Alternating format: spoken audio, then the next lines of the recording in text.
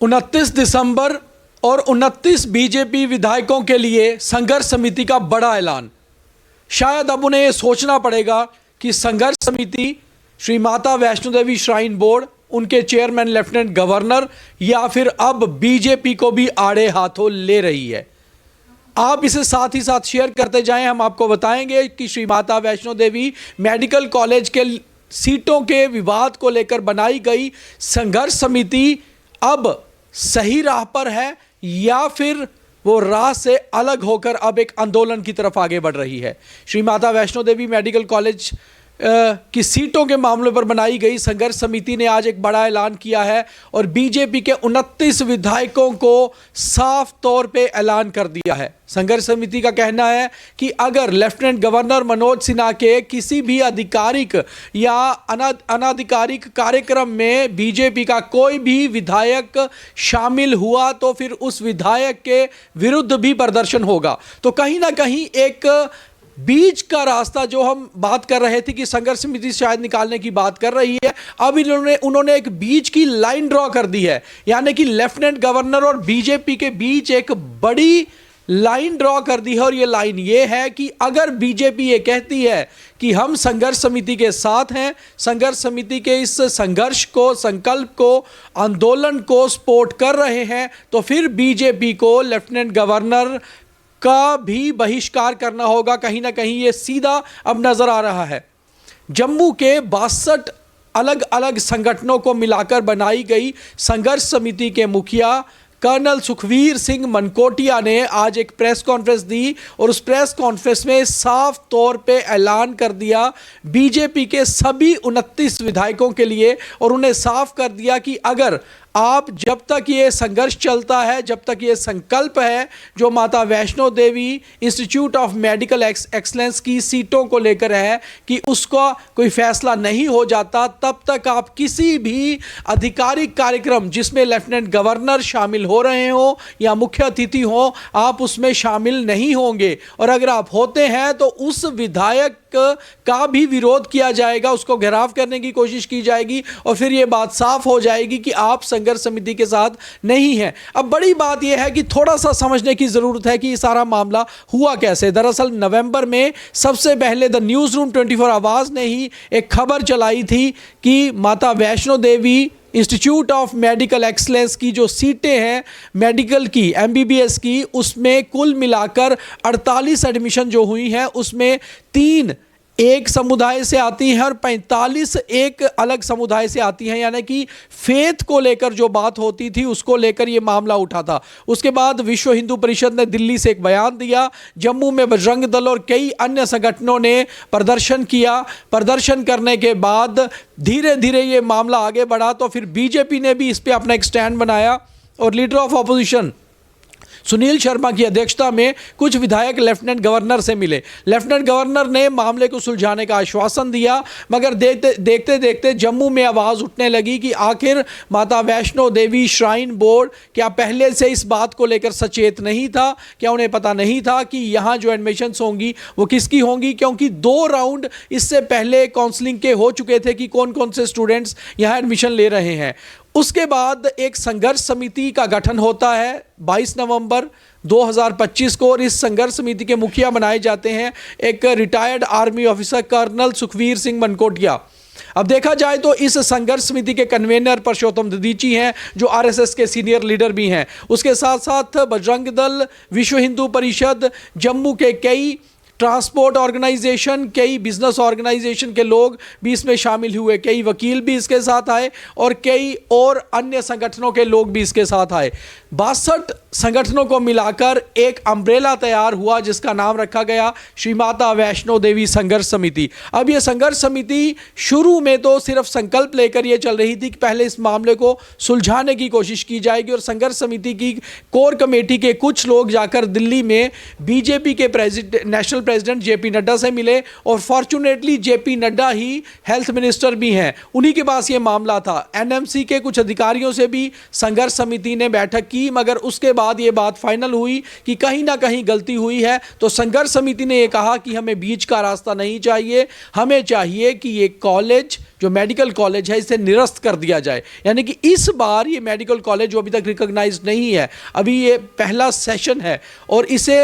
निरस्त कर दिया जाए। ये हमारे साथ एक्सक्लूसिव इंटरव्यू में भी कर्नल मनकोटिया ने कहा था, मगर जब दिल्ली से आश्वासन मिला कि कुछ ना कुछ मामले का हल किया जाएगा, तो जम्मू आकर संघर्ष को और तेज करने की एक कोशिश शुरू हो गई। शुरू में ये लग रहा था कि शायद ये संघर्ष जिलों से होते हुए फिर जम्मू पहुंचेगा, मगर अचानक से संघर्ष समिति ऐलान करती है कि 27 दिसंबर को वो राजभवन, जिसका नाम अब लोक भवन है, उसके बाहर प्रदर्शन करेंगे। उस दिन भी ये लगा कि शायद अभी भी मामला कुछ ज़्यादा उलझा नहीं है, क्योंकि उस दिन भी जब संघर्ष हो रहा था, जब प्रोटेस्ट चल रहा था, तो उस समय लेफ्टिनेंट गवर्नर मनोज सिन्हा दरअसल कटरा में थे, ककरियाल में, श्री माता वैष्णो देवी यूनिवर्सिटी के 11th कॉन्वोकेशन में।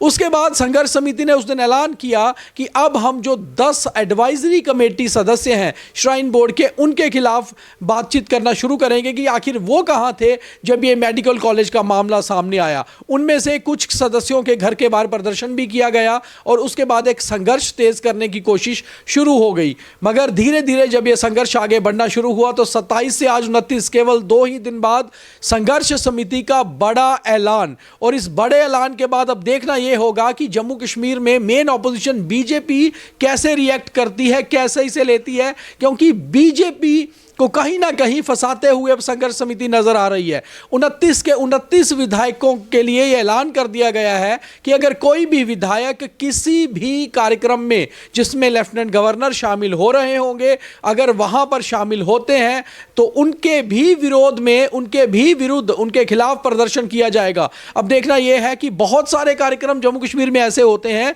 जहां विधायकों को भी ऑफिशियली इन्विटेशन होता है, खासतौर पर वो वाले कार्यक्रम जो डेवलपमेंट को लेकर हो या फिर कार्यक्रम जो उनकी कॉन्स्टिट्यूएंसीज में हो रहे हो, जहां पर जम्मू कश्मीर के लेफ्टिनेंट गवर्नर को शामिल होना होता है एज ए चीफ गेस्ट, या फिर वो कई सारे कार्यक्रम में पहुंचते हैं। और बड़ी बात इसमें यह है कि संघर्ष समिति ने यह ऐलान सिर्फ लेफ्टिनेंट गवर्नर साहब को लेकर ही किया है, मुख्यमंत्री साहब को लेकर नहीं किया, जबकि मुख्यमंत्री ने भी अपने कई सारे बयानों में बात की थी माता वैष्णो देवी संघर्ष समिति की। और इसमें सबसे बड़ी बात यह थी कि माता वैष्णो देवी संघर्ष समिति की जब बात आई थी बनाने की, तो उस समय भी मुख्यमंत्री उमर अब्दुल्ला ने यह कहा था कि आखिर अगर बच्चे यहाँ नहीं पढ़ेंगे तो फिर वो कहाँ जाएंगे। तो क्या ये ऐलान जो किया गया है सिर्फ लेफ्टिनेंट गवर्नर को लेकर किया गया है, या फिर संघर्ष समिति अब मुख्यमंत्री के खिलाफ भी कोई मोर्चा खोलने जा रही है? और दूसरी इसमें सबसे बड़ी बात समझने वाली ये है, हालांकि हम जो ऐलान किया गया संघर्ष समिति का उसके ऊपर सवाल नहीं उठा रहे,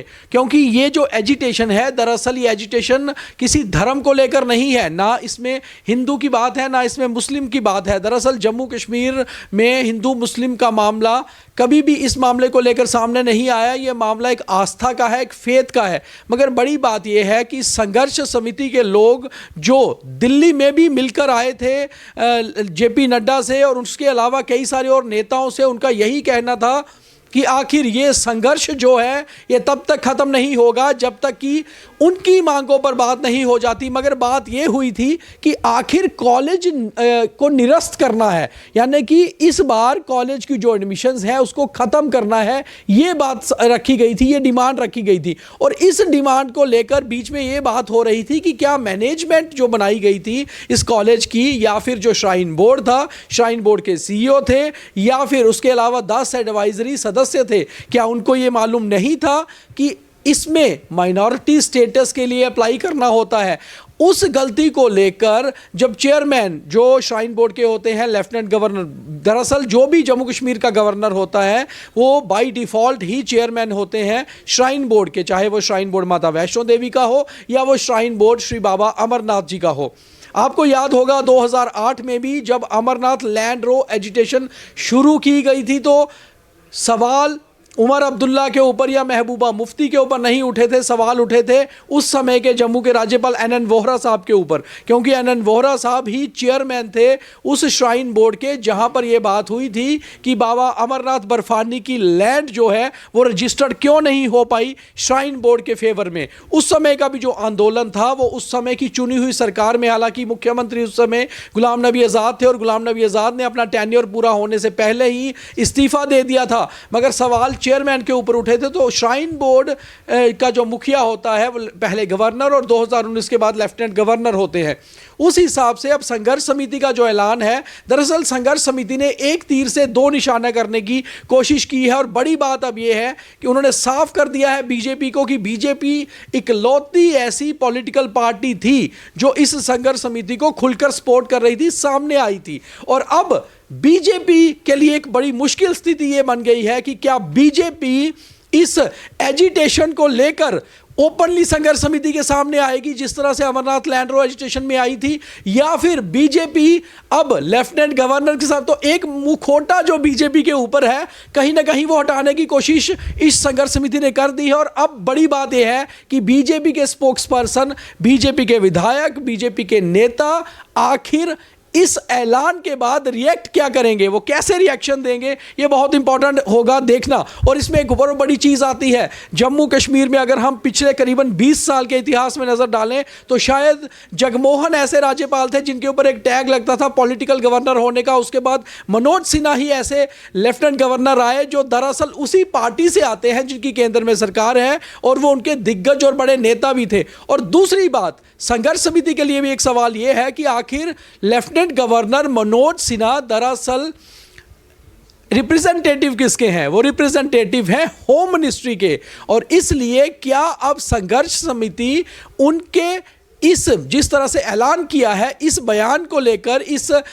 मेमोरेंडम को लेकर, क्या वो होम मिनिस्ट्री से भी मिलने वाले हैं? और क्या ये मामला जम्मू कश्मीर से निकलकर दिल्ली की राजनीति तक जाने वाला है? ये सामने देखना बहुत इंपॉर्टेंट होगा। अगर आपको याद होगा तो शायद जब जम्मू कश्मीर में श्री अमरनाथ लैंड रो एजिटेशन चल रहा था 2008 का, उस समय की संघर्ष समिति ने राष्ट्रपति को भी एक पत्र लिखा था, क्योंकि गवर्नर राष्ट्रपति के ही रिप्रेजेंटेटिव होते हैं। और उस समय जम्मू कश्मीर में फुल फ्लैज गवर्नर थे नरेंद्र नाथ वोहरा, और इस समय जम्मू कश्मीर में लेफ्टिनेंट गवर्नर हैं। और लेफ्टिनेंट गवर्नर दरअसल रिप्रेजेंटेटिव होते हैं मिनिस्ट्री ऑफ होम अफेयर्स के, और होम मिनिस्टर इस समय माननीय अमित शाह जी हैं। तो क्या अमित शाह जी के पास संघर्ष समिति अप्रोच करेगी और इस मामले को लेकर जाया जाएगा? और अब देखना यह होगा कि केंद्र में सरकार बीजेपी की, रिप्रेजेंटेटिव होम मिनिस्ट्री के हैं लेफ्टिनेंट गवर्नर, और लेफ्टिनेंट गवर्नर भी आते हैं उसी पार्टी से जिनकी केंद्र में सरकार है। जम्मू कश्मीर में सरकार नेशनल कॉन्फ्रेंस की, मेन अपोजिशन पार्टी बीजेपी। और अब संघर्ष समिति दरअसल एक तरफ लेफ्टिनेंट गवर्नर के विरोध में और दूसरी तरफ अपने ही एमलगम जो 62 पार्टीज का है उसमें से एक संगठन बीजेपी के अगेंस्ट हो गया है, क्योंकि उन्होंने साफ ऐलान कर दिया है कि बीजेपी का कोई भी विधायक अगर लेफ्टिनेंट गवर्नर के ऑफिशियल या फिर अनऑफिशियल प्रोग्राम में शामिल होता है तो उसके खिलाफ प्रोटेस्ट किया जाएगा। और बड़ी बात यह है कि पिछले हमने अगर 10-15 दिन के कार्यक्रम देख लें तो तकरीबन लेफ्टिनेंट गवर्नर साहब के कार्यक्रमों में कोई ना कोई विधायक होता है, या तो वो ऑफिशियली इनवाइटेड होते हैं या फिर उनकी कॉन्स्टिट्यूंसी में कोई कार्यक्रम होता है तो वो वहाँ पर पहुँचते हैं। इस समय जब ये ऐलान किया गया है, leader of opposition Sunil Sharma already Assam में हैं और असम के वो को इंचार्ज बीजेपी के बनाए गए हैं। अब देखना यह है, क्योंकि लीडर ऑफ अपोजिशन का मतलब होता है कि बीजेपी के 29 विधायकों के मुखिया सुनील शर्मा ही हैं। अब देखना यह होगा कि क्या सुनील शर्मा के द्वारा कोई इस पर रिएक्शन दिया जाता है, क्या बीजेपी अपना रुख साफ करेगी कि हम वाकई में संघर्ष समिति के साथ हैं और हम बायकॉट करते हैं लेफ्टिनेंट गवर्नर के कार्यक्रमों को, या फिर बीजेपी इस पे चुप रहेगी, या फिर बीजेपी रिएक्ट करते हुए संघर्ष समिति से बाहर आ जाएगी। ये तीन चीज़ें देखनी बहुत इंपॉर्टेंट होंगी। मगर जो मर्जी हो, बढ़ती हुई सर्दी में जम्मू कश्मीर की राजनीति में एकदम से इस बयान ने गर्माहट ला दी है। और ये बयान जो है अब इसके बाद ये भी नज़र आ रहा है एक नया जो एक वे फॉरवर्ड दिया है अपने संघर्ष को, ये नज़र आ रहा है कि कहीं ना कहीं ये आंदोलन की ओर जाना शुरू हो गया है। क्योंकि संघर्ष समिति को वीएचपी, बजरंग दल, आरएसएस के अलावा शिवसेना और बहुत सारे ऐसे संगठन सपोर्ट कर रहे हैं जिन्होंने साफ कर दिया है कि जो भी फैसला संघर्ष समिति लेगी हम उसके साथ हैं, जो भी फैसला कर्नल मनकोटिया लेंगे हम उसके साथ हैं। मगर जो आज का फैसला सामने आया है, ये फैसला कोई छोटा फैसला नहीं है, क्योंकि सीधे सीधे निशाना मेजर ऑपोजिशन पार्टी पर है। वही ऑपोजिशन पार्टी जिसकी केंद्र में सरकार है,